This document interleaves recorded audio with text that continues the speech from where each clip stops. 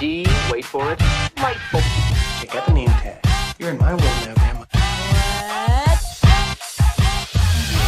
What's up, nerds? So I watched the Fear Street Trilogy, and I know it's a little bit late. That's why I didn't have time to record this review until now. But if you're watching this, I hope you're interested in what I have to say about this. And if not, then I get it. It's totally cool. It's old and everything. I just want to say, though, before I get into my review, that if you like what I do here and you enjoy independent content here on YouTube, please consider subscribing to my channel. YouTube is always changing up their algorithms, and small channels like mine always get pushed to the back of the line. So I please ask that you like, share, and subscribe, and I thank you in advance. So why don't we get started on this review? So I just want to say I'm going to review all three movies all at once, but I'll go through each individual one. And I'll try to make it quick because, like I said, this movie is pretty old, or these movies are pretty old now. In this day and age, if it's a week, it's too old. But I want to say that I think this was an excellent idea as far as Netflix goes, to roll this out as a trilogy each individual week. You know, every week one movie comes out and everything. I thought that was a great rollout. I applaud them for that, and I think that was a good idea. I didn't read the books that these are based on. These are based on books by R.L. Stine. I did, however, read R.L. Stine, his Goosebumps stuff, but I didn't read these books. Like I just didn't have I did. First off, I didn't know about them, and then second off, I just didn't care. So before I just want to say I'm gonna start with the first movie, obviously. Okay, so the first movie, 1994. I didn't write it down, and my bad. Anyways. So before I get started on each individual movie, let me just say I didn't like this trilogy. I think I already said that. I didn't like this trilogy. I thought it was boring. It was not, scary enough. They touted as a horror trilogy, but it really wasn't horror. I mean, like, yeah, there were some death scenes that were some of them were pretty cool and everything, which we'll go into that a little bit more, but I just didn't like it overall. It just was a big waste of time, in my opinion. But I understand Netflix, they're all like, hey, we got to get content out. That's all what they're all about. They're all about content and everything. Sometimes it's quantity over quality. And I wish sometimes they would just take a little with stuff like this. Like, it was such a great idea with the rollout. I wish they would have taken the time to focus on this one for quality and everything. So, first movie, Fear Street Part 1. I didn't like this film at all. Didn't like it. I did like the opening mall sequence. I thought that was awesome. I thought it was the first like 5 minutes, where the boy gets possessed, and then he starts murdering everybody, and then the girl in the bookstore and everything, and then he's in like a Spencer's or whatnot. Loved it. I thought it was very good. That part I did like. I liked her, and I like that. What is her name? Ethan Hawke's daughter, and Emma or Uma Thurman, their kid. She's great. I love her. She should be in more stuff. They really should get her. I can't wait to see her in Stranger Things season 4, if she's in there. I don't know. Anyways, then it just started to get awful after that. It was just this awful generic trope crap, and the tropes were always bad. I mean, tropes aren't always bad, but in this case they were. They didn't elevate them, and they didn't make them something new or do something different with them. They just went into that same old trope, and it was just super annoying. And I might get into some of them if I wrote it down in my notes. I don't remember. And it wasn't interesting. This wasn't interesting and everything. I thought this was very boring. It's like an hour and 47 minutes in, besides the mall sequence at the very beginning before we get another death. It just took forever to kill people. And I'm like, hey, I didn't sign up for a talky, runny kind of movie. It was very boring. And I just feel like Netflix is just making and putting out crap. They're just putting out trash and everything. And this was one of them. I mean, this was paint by the numbers, a kind of film. Well, they all three were. And it was just super annoying. Now, I like horror, but like I said before, all this has been done before. And it's just a pile of generic copycat BS that I'm just not interested in. And they tricked me. They tricked me with the trailer, because I was like, ooh, that looks like fun. And it was not fun at all, for me, at least. Now, I would not recommend this film to anyone. I mean, the first 5 minutes is awesome, but it just took so long to get to the rest of the action, and it wasn't scary. And I personally didn't care about any of these characters at all, especially when they died. I just didn't like it. So some of the likes that I did like about this first movie, I liked the 90s and all the references and stuff. I just thought that that was great. I love that they had an AOL chat room. I used to be on AOL chat rooms all the time during the 90s. So great. Love that callback. The soundtrack for the 90s was so good. That was they played a garbage song. That's the name of the group. I'm only happy when it rains.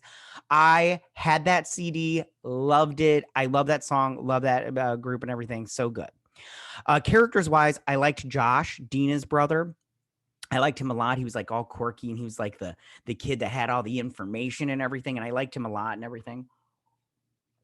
And then I liked Fred. He was funny, made me laugh the most out of everybody. I just and I also laughed when he died because he was just like standing there looking at Josh and then thunk right in the head with an axe. I was like, aha, ha, and everything. I was like, bummer that he died, but at the same time, he's wearing that like old woman cardigan. It was so funny. I laughed so hard. But anyways, and then my favorite character was Kate.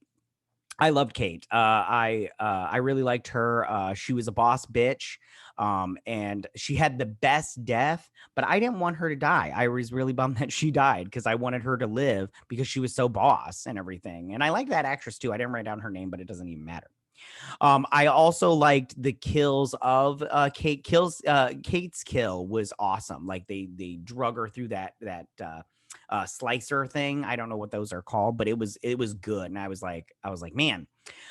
And it was gory, and I loved it. I love the goriness of it and everything. Although at the same time, I don't like the goriness of it because I have if it's too gross, then I'm all like, ugh, and everything. So, but this wasn't too bad.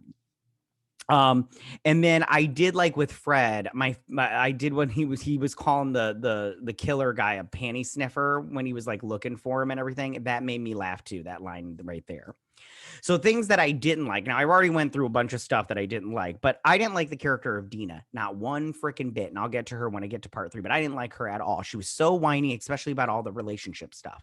Now, I can handle soap opera relationship stuff if you have other things that elevate this movie. But they did not do that with this movie. And it really makes me mad because she broke up with her girlfriend, Sam. I think her name was Sam, but she broke up with her because she moved from Shady Side to Sunnyvale, and she broke up with Sam. Yeah, Sam. She broke up with her, and then she's all like mopey and mad at her because she broke up. What? Get over yourself, Dina. And the whole time I'm like, Dina needs to die, but she didn't. Spoiler alert for that. Now, I also had like one of the things it was not enough deaths. It was not enough deaths in this movie, in this trilogy, in my opinion. There was not enough. I needed to see more. The horror tropes, like I said before, were super annoying. The 300-year-old curse of the witch thing, that was for this movie. We find out later on it's not really the curse of the witch, but that was like annoying and everything. I was like, oh, I don't even care. And then I said, there's not enough sex in these horror movies. Like that's a thing that's going on with movies, horror movies today. There's not enough sex in them. I mean, if you go back to the 80s and the 90s, sex was a staple in these movies. That's one of the rules of horror movies. If you have sex, you are going to die. So it really annoys me.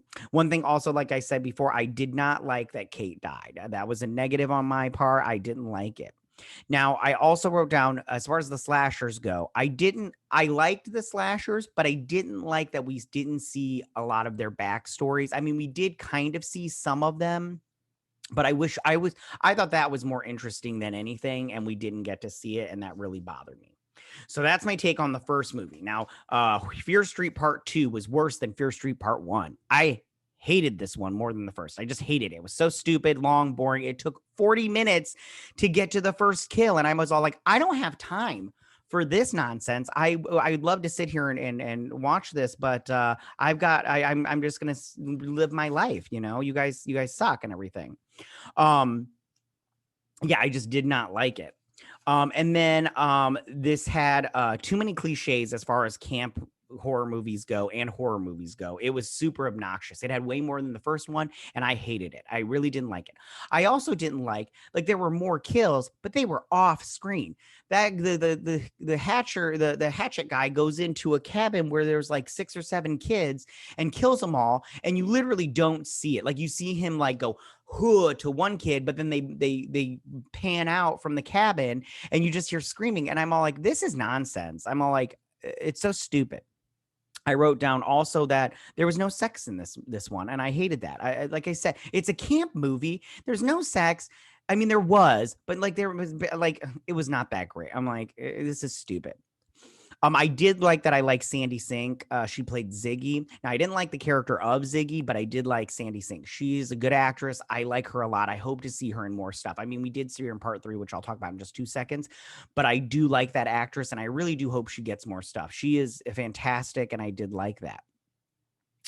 But she's a dick in this movie. She's all angry about dumb stuff, and I did not like that. I didn't like her. She was angry at her sister because her sister wanted to get out of Shady Side and better herself, and she felt like she wasn't being a good sister kind of thing. That was annoying. And I didn't like the one friend, I think her name was Alex, that was all punk rock and everything. She was mad at her sister, Sandy. I don't remember.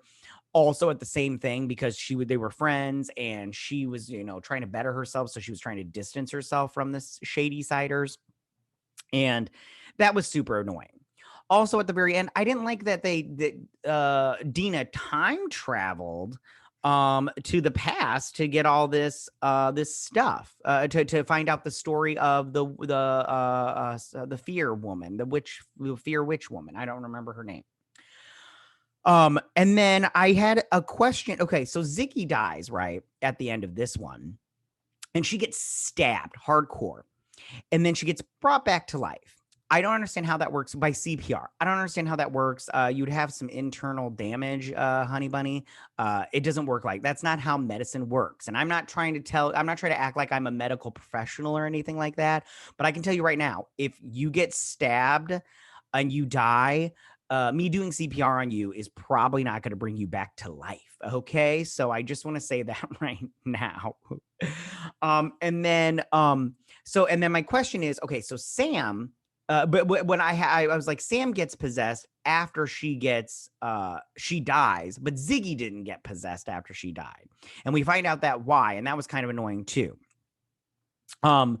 And so then we're just gonna hop over to the third movie. Okay, so now I didn't like this movie either. This movie sucked also. It just got progressively worse. So I didn't like that they brought in some of the same actors from the first 2 movies. I didn't like that. Okay. I don't want to see the one girl that plays Dina play Sarah Fear. I don't want to see that. I don't want to see that. I want to see her play a different part. And of course, Sarah Fear is a lesbian back in good old days. And that was super obnoxious because, like, I'm pretty sure that wasn't in the book or whatever. And even if it was, I'm like, this is such a trope that I'm like, I'm over it with these movies. It was so stupid. And this was so bland and boring. I mean, yeah, it was just way too obnoxious and everything. I wrote down that this movie takes place in 1966, by the way. I said it was trying to be the Crucible, but with Down syndrome. Like it was just not fun. I mean, yeah, it was super obnoxious.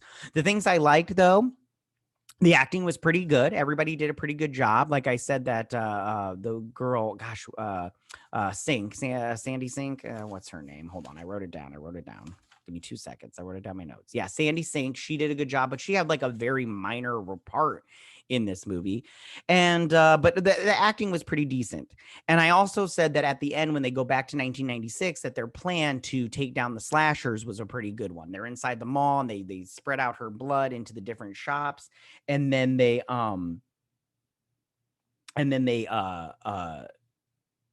they capture them inside each individual store with the gates and everything. I thought that was good, and I liked that they had that callback and everything. But I didn't like this movie overall. Now, to the things that I didn't like, as I said before, I didn't like that they used the same actors from before, from the other movies. I wish they would have used people we haven't seen, and they did for some characters, but all the main characters, like, no, they didn't. They used some of the same stuff, and I'm like, lame. And I wish that we would have gotten to see more of the stories of the other slashers. I was mostly particularly interested in the mailman or the milkman that stabbed like housewives or whatever, and the little boy that beat people with a bat. Like, I'm like, did he just beat his mother in her bed with the bat and everything? I was interested in those two. But they didn't show us any of that stuff. They just told us in a hot minute, and I'm all like, I mean, like, it's fine, but at the same time, I'm like, I was way more interested in them than I was interested in like the guy with the axe at the camp. I didn't care about him at all. And I was like, and we barely saw any of the death scenes. Like it was super like for instance, this one, the preacher man kills like 12 kids inside the church, and he gouges out their eyes, and he gouges out his own eyes, and we didn't see that either, like we did in that second one. And I'm like, wait, what are we doing here? This is a horror movie, and they're not showing it.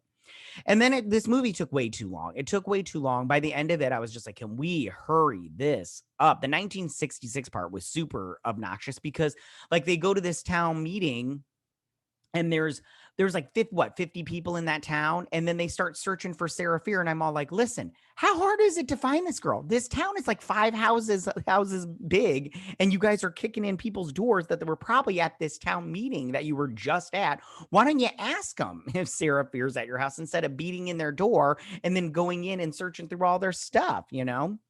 And then I felt like the reveal that it was a family of men that were just using the devil, a pact with the devil to stay all happy and stuff, was kind of annoying and so stupid. So I didn't like it. So in conclusion, the Fear Street Trilogy is a big waste of time, in my opinion. I did not like it. I didn't like this movie. I didn't like I didn't like any of the movies. They just got progressively worse, and it's just bad and everything. But if you read the books and you think you're going to like it no matter what, go ahead and watch it. I would say don't watch it. It's a waste of time overall, but I can't stop you. But that is my review for the Fear Street Trilogy. You guys, it's streaming on Netflix right now. If you have a Netflix subscription and you want to go watch it, by all means, have at it. Waste your time. I don't care. It's your life. But I'm hesitant to watch anything else that they do from R.L. Stine. All right, listen. So that is my review and everything. You guys, if you like this video, go ahead and leave all your comments in that section down below. If you like this video, go and hit that like button. You know, I won't mind. If you're new to my channel, please hit that subscribe button. I would greatly appreciate it. And I will see you guys on the next movie review. You guys have a good day. Bye.